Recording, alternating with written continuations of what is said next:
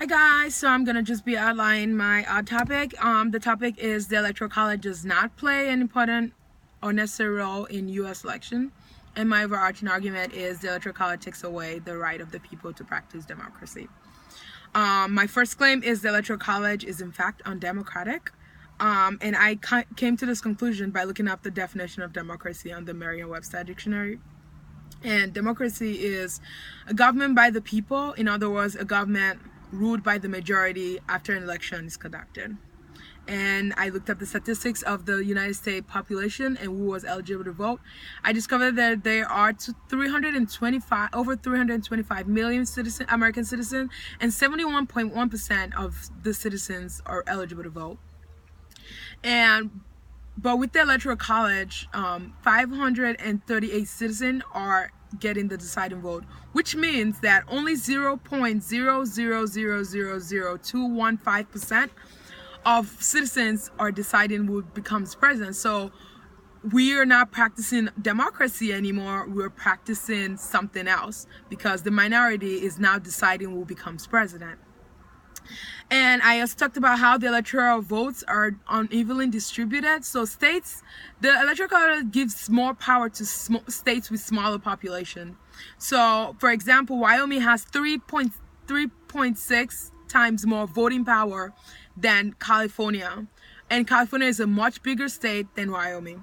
So I don't believe the electoral college should be in place in the first place, but Wyoming should definitely not have more voting power than any other state. Every state should have equal voting power.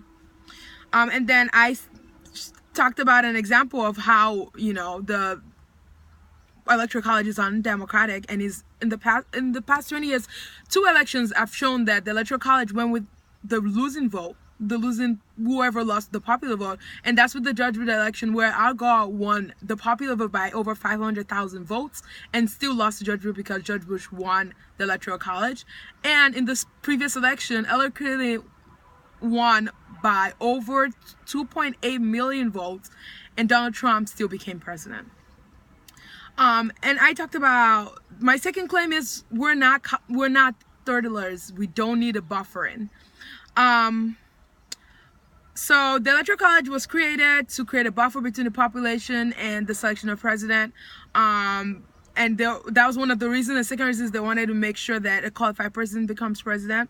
And keep in mind, this Electoral College was created in 1757. So my reasoning behind the fact that we don't need a buffer, we're not toddlers, is the time it was created, people didn't have access to the internet, access to TV, access to the public candidates. But in 2017, we do. We have access to everything that someone has ever done in their past. You can pretty much find it out.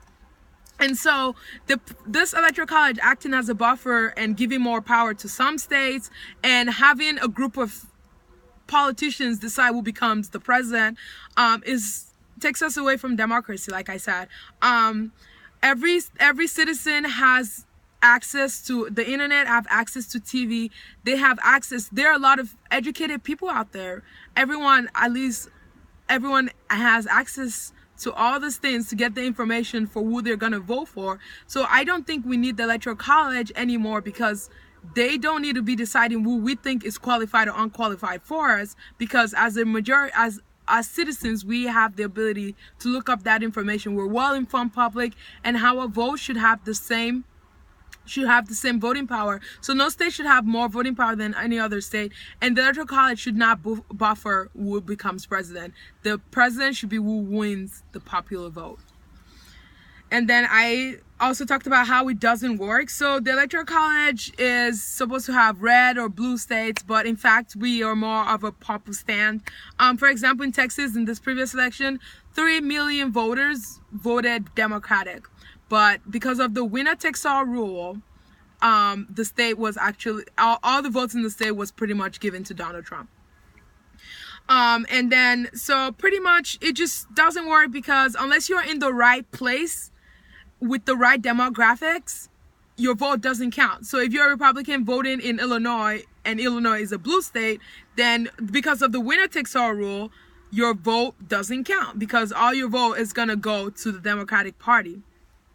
And candidates can ignore some citizens. So because of swing states, so pretty much like the states where it's pretty evenly splitted with Democratic or Republican, they can go there to focus and try to win one side to become more Democratic or more Republican than the other, and they can pretty much ignore the rest of the country. Every citizen deserves the same attention from someone who's about to take a public office.